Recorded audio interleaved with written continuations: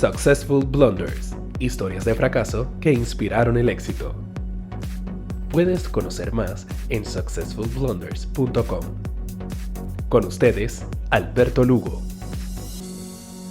Bienvenidos a otro episodio de Successful Blunders Podcast, donde contamos historias de fracaso con empresarios exitosos para que tú aprendas qué no hacer en tu negocio, o si vas a montar un negocio, sepas qué no hacer para poder escalar rápidamente. Mi nombre es Alberto Lugo y soy el presidente de Invit. Y te queremos invitar a que nos sigas en las redes sociales, nos dejes comentarios a través del YouTube, le dejas la campanita para que te suscribas y lo veas primero. Y si nos estás viendo a través o nos estás escuchando a través de Spotify o de Apple Podcast o cualquiera de las otras plataformas, que nos dejes también tus comentarios y nos dejes saber si te gusta el podcast y qué otros temas podemos cubrir. En este episodio estamos con Néstor Figueroa, presidente de Nagnoy. Y Néstor bienvenido Néstor. Gracias, Alberto. Néstor lleva 18 años en Nagnoy, lleva más tiempo en la industria de tecnología, pero 18 años en esta compañía. Así que Néstor, bienvenido al podcast y quiero que nos hables un poquito de Nagnoy. Me gustaría que también explicaras de dónde sale el nombre, porque mucha gente no lo sabe y me parece que es interesante. Así que adelante. Claro que sí. Alberto, gracias por invitarme. Contento de estar aquí y te felicito por esta iniciativa porque realmente de los fracasos se aprende un montón. Por eso estamos aquí. Por eso estamos. Así es que Nagnoy es una palabra taína, ¿verdad? O sea, más boricua que eso no hay. No existe. Que significa servir a los nuestros. Y eso es en el contexto de servir a nuestros clientes, a nuestros empleados, a la comunidad, a nuestro país. Y de ahí viene lo que significa Nagnoy. Me acuerdo que aparece en un libro de Cayetano Colitoste que se llama Prehistoria de Puerto Rico, donde tiene los vocablos taínos.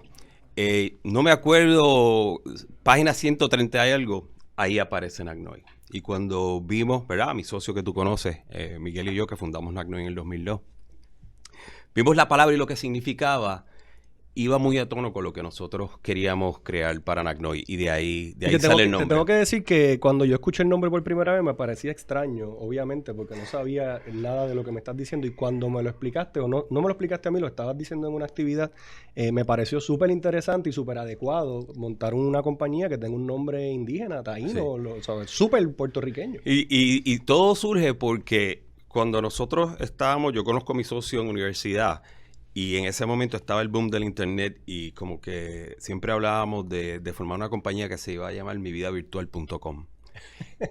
Y estaba todo el mundo yéndose a la universidad, haciendo dropa, y yéndose a Silicon Valley a tratar de hacer estos startups.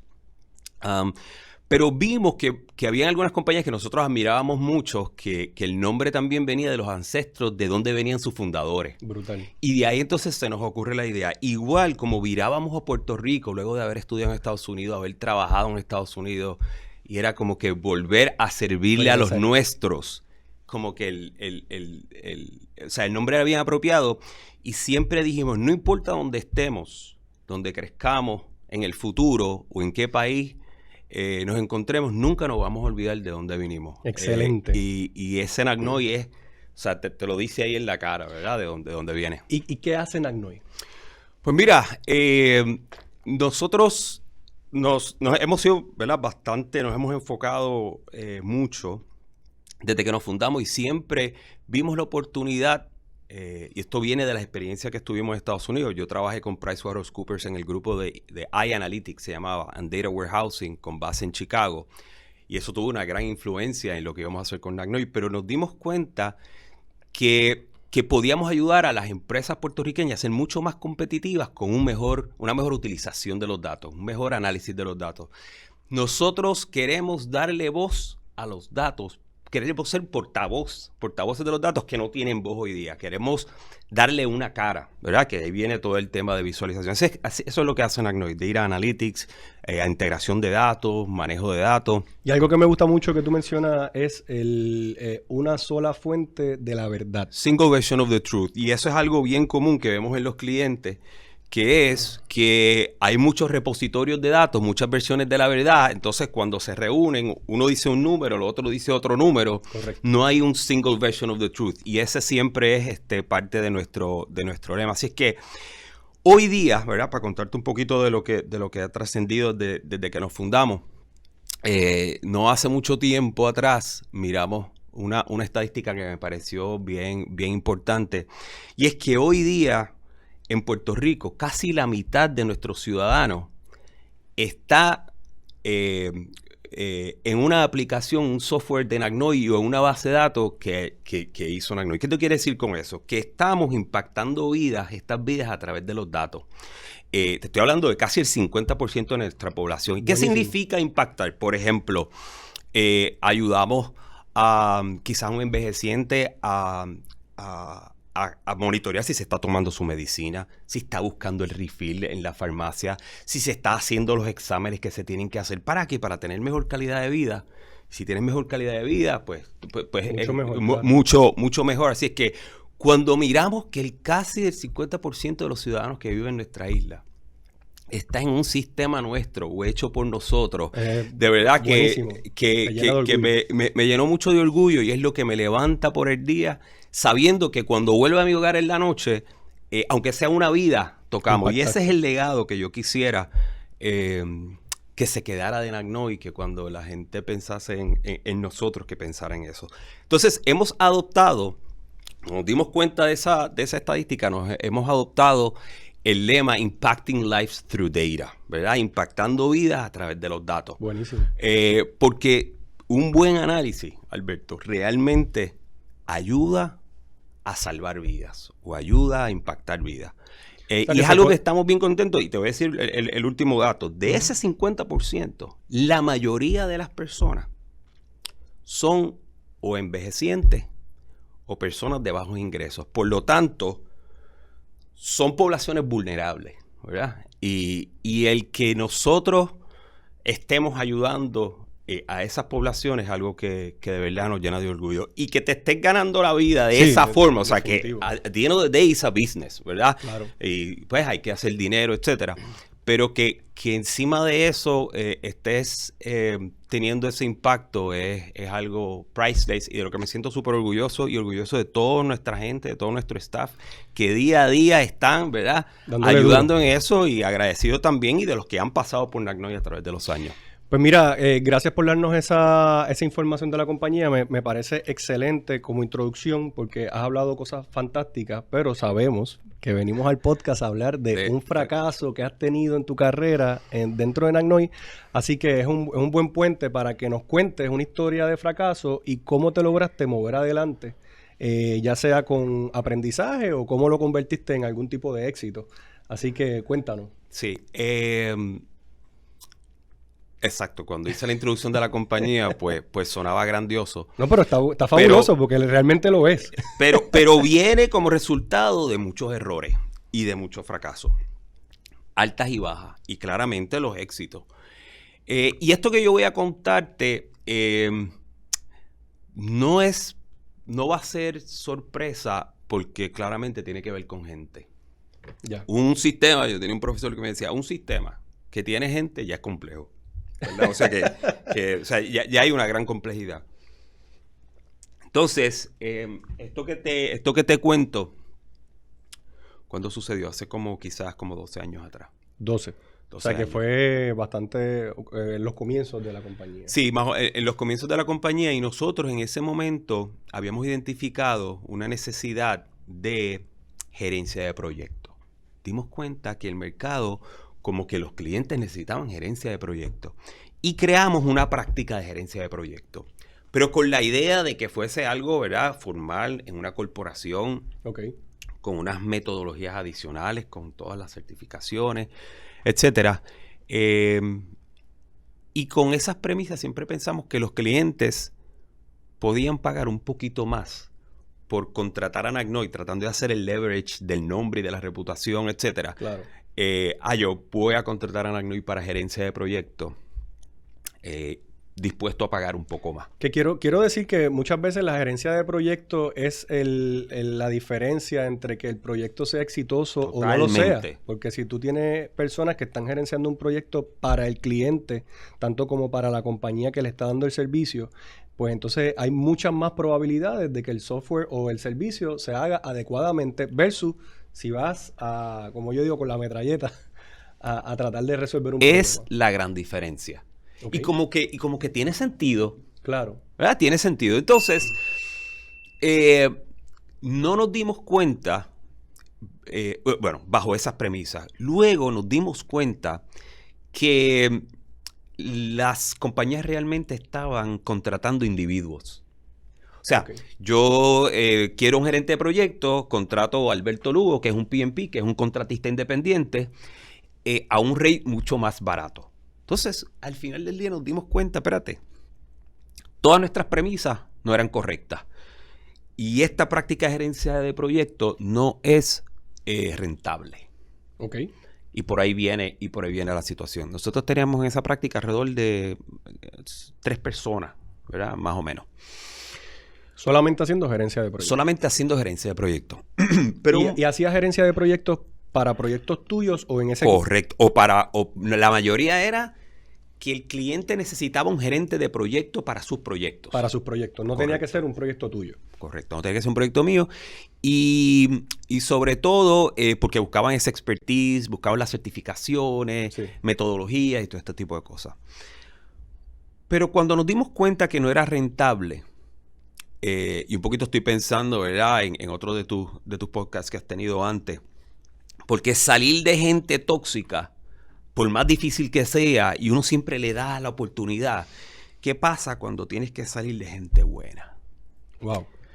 De gente que tú quieres mucho y que le has cogido un cariño y que se desarrolla una amistad. ¿Por qué te digo eso? Porque había que cerrar la práctica de gerencia de proyectos. Totalmente. Iban a cerrar esa división de negocio. Entonces tú me puedes decir, bueno, pero se podían reubicar.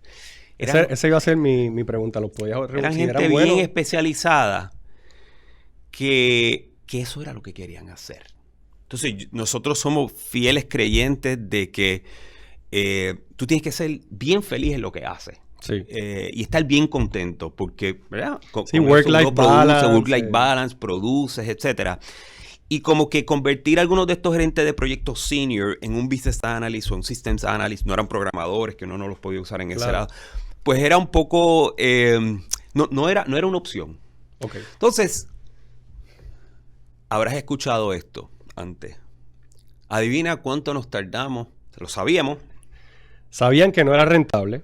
No era rentable, pero cuando tú miras la salud financiera overall de la compañía, pues estaba bien, pero estaba escondido. Sí. Esos números rojos estaban escondidos allá adentro. Todo lo demás bien. Todo lo demás bien. Entonces, como uno lo veía bien, pues uno como que se hace de la vista larga. Pero llegó un momento, creo que quizás fue un año después,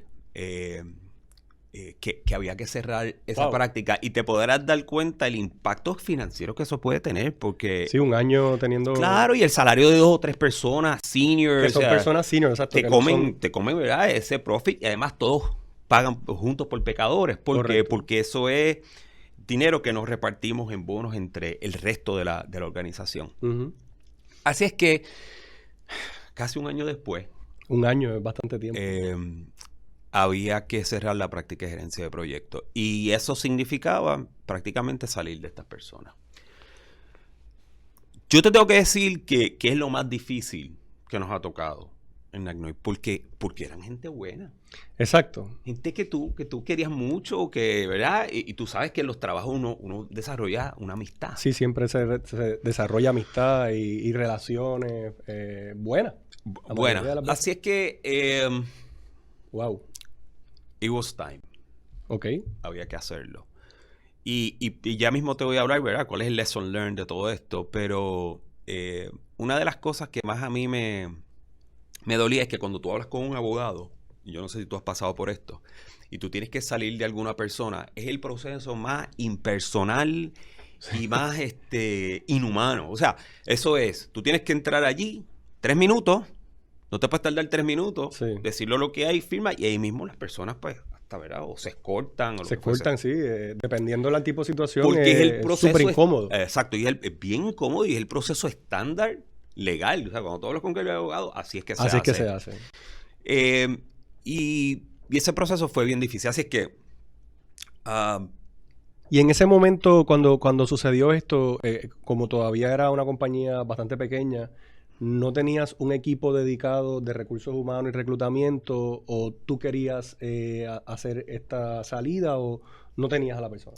No teníamos a la persona Que también- y que lo también- menos que se merecía estas personas era que nosotros nos diéramos la cara. Totalmente, pero entonces, porque también eso complica las cosas porque probablemente tú reclutaste a la Claro, persona. Entonces, claro. pues tú tienes que ir a decirle, no, bueno, pues continúa. Sí. Entonces, lo más difícil ¿verdad? que nos ha tocado hacer a mi socio y a mí. Y yo me remonto a ese momento, ¿verdad? Y I get the goosebumps. Pero recuerdo tener la boca seca, ¿verdad? Temblando. Y cuando sucede, para mi sorpresa, las personas nos dieron las gracias. Entonces, hubo uno en particular que dijo algo que nunca se me va a olvidar. Me dice, yo esperaba que esto sucediera antes. Wow. Y estoy muy agradecida porque sé que, o sea, ellos entendieron que se estaba alargando. Que intentaste. Exactamente. Que tú intentaste de hacerlo funcionar, make it work. Exacto. Y eso a mí me dio una gran tranquilidad. Claro. ¿Verdad? No dejó de ser un momento difícil. El taco ese que tenías. Uf, no, sí. O sea, uno recrea el momento, ¿verdad?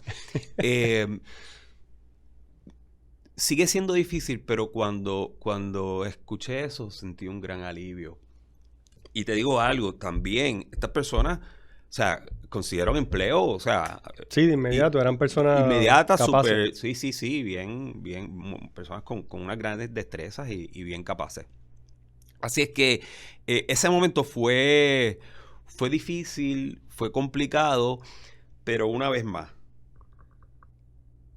qué mucho tardó en tomar esa decisión. Y déjame hacerte una pregunta, porque llega un momento en que llegar a la oficina incluso se convierte un poquito como complicado para ti como administrador, porque tú sabes que tienes que hacerlo.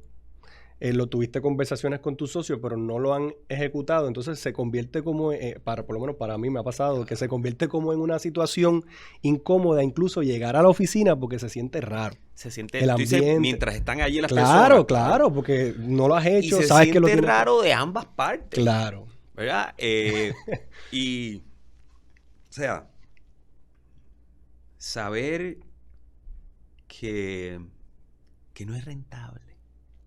Que está en un rojo, pero bien rojo, en bold. Sí, que te está haciendo daño a toda la salud financiera de la empresa, básicamente. Claro. Pues era bien extraño. Tú tienes toda la razón. Era bien extraño.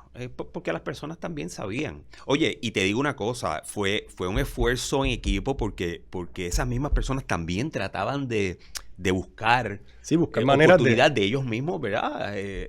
Vender y buscar su y ahí tú te das cuenta que es un equipo ganador, porque verdaderamente sí, hay personas que dicen, bueno, si no hay trabajo, pues me quedo aquí esperando. Pero cuando la persona trata de buscar trabajo porque sabe que está haciendo daño sin querer al bottom line. Sí, y eso pues te dice a ti que, o sea, que eran gente buena y más difícil es el proceso.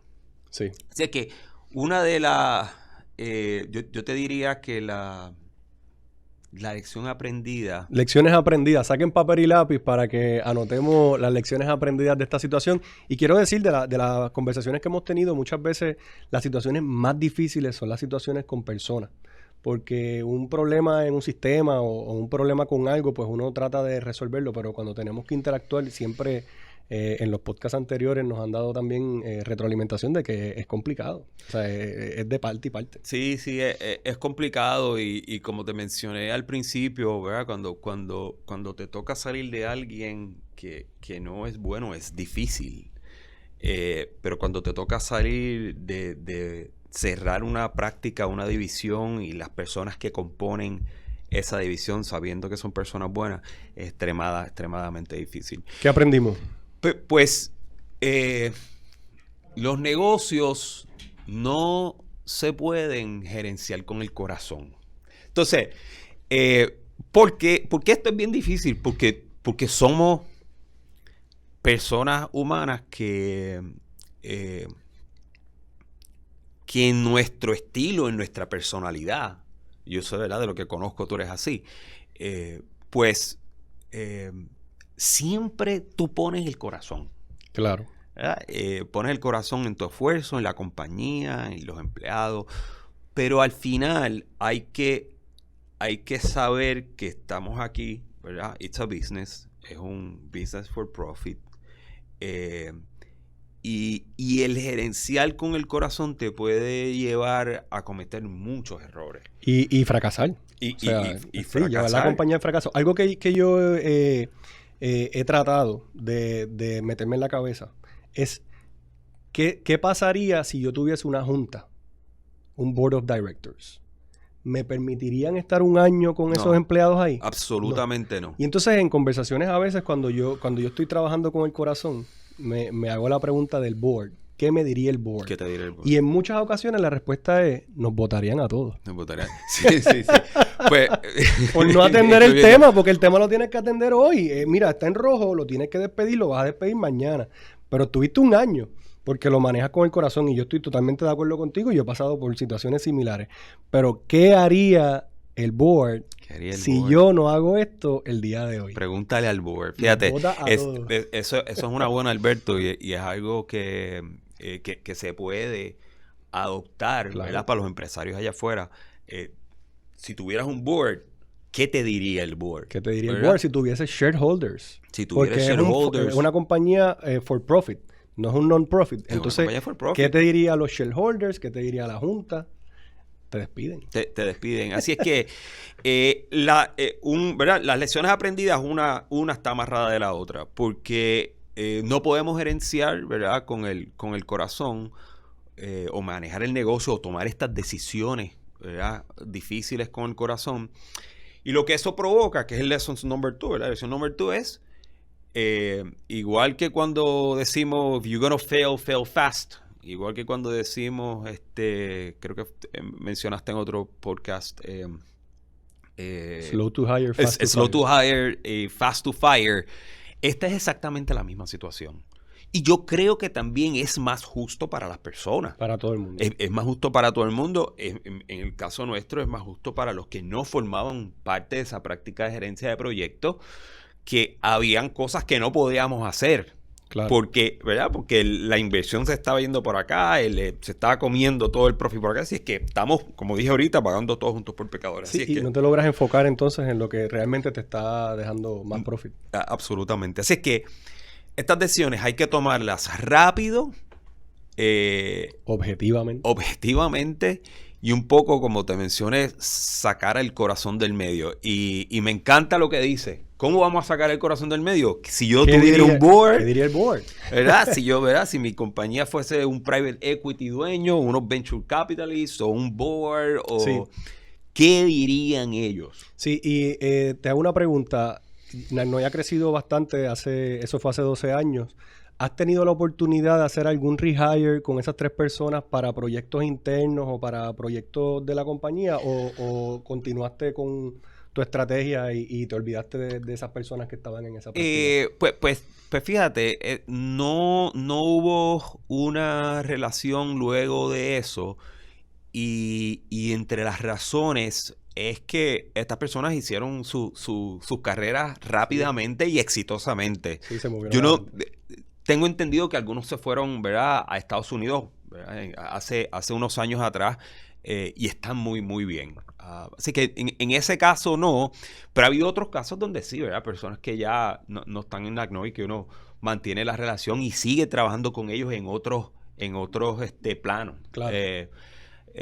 Nosotros le decimos, ¿verdad? Los graduados, los Narnoy alumni. Exacto. Que son gente que han contribuido grandemente a la empresa y de que también nos sentimos sumamente orgullosos, y aprovecho para enviarle un saludo a todos ellos.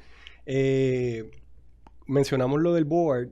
Otra cosa que yo también pongo en práctica, o lo he escuchado muchas veces de otros empresarios, es que ¿qué pasaría si yo tuviese un board? Y la otra es, muchas veces cuando un empresario tiene múltiples negocios, verdaderamente no actúa tanto con el corazón como nosotros hacemos, porque son negocios pequeños, negocios donde nosotros estamos día a día trabajando en ellos y nos vemos todos los días y pues uno crea esas relaciones. Pero hay muchos empresarios, sobre todo personas que he conocido en Estados Unidos, que manejan el P&L y el balance sheet.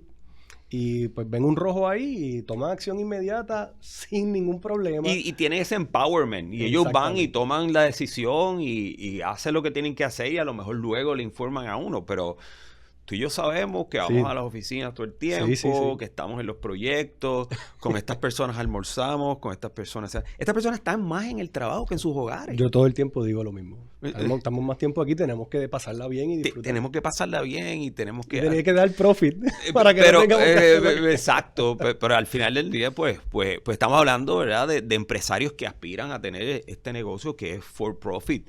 Claro. Y yo los exhorto a que siempre tenemos que mantener esa parte humana. Sí, ¿por qué? Porque eso es cultura. Esa es parte de la cultura que tú construyes en tu empresa de familia. Calor humano. De calor humano. Claro. De que nos importa. Claro. De que hacemos la inversión que haya que hacer.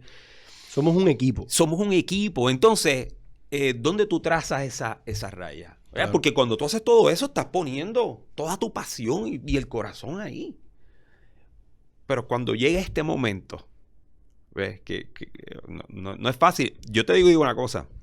Si tenemos que volver a pasar por eso, claramente hay un lesson learned. Claro. Pero no deja de ser un momento complicado. Igualmente difícil y complicado. Siempre lo será, siempre lo será. Siempre lo será. Néstor, queremos agradecerte por participar del podcast. Son historias bien interesantes. Muchas veces me relaciono con los empresarios. Yo también llevo muchos años en la industria. Pero me encanta la manera en que lo comentaste todo. Porque hay muchas lecciones que aprender, sobre todo cuando estamos trabajando con personal o con otras personas dentro de la empresa. Queremos darle las gracias, amigos, por habernos escuchado y como saben, pueden darnos like a través de las diferentes plataformas y si están en YouTube, suscribirse al canal y First para que vean los nuevos episodios. Muchas gracias. Buen día. Muchas gracias. Successful Blunders. Historias de fracaso que inspiraron el éxito. Puedes conocer más en successfulblunders.com.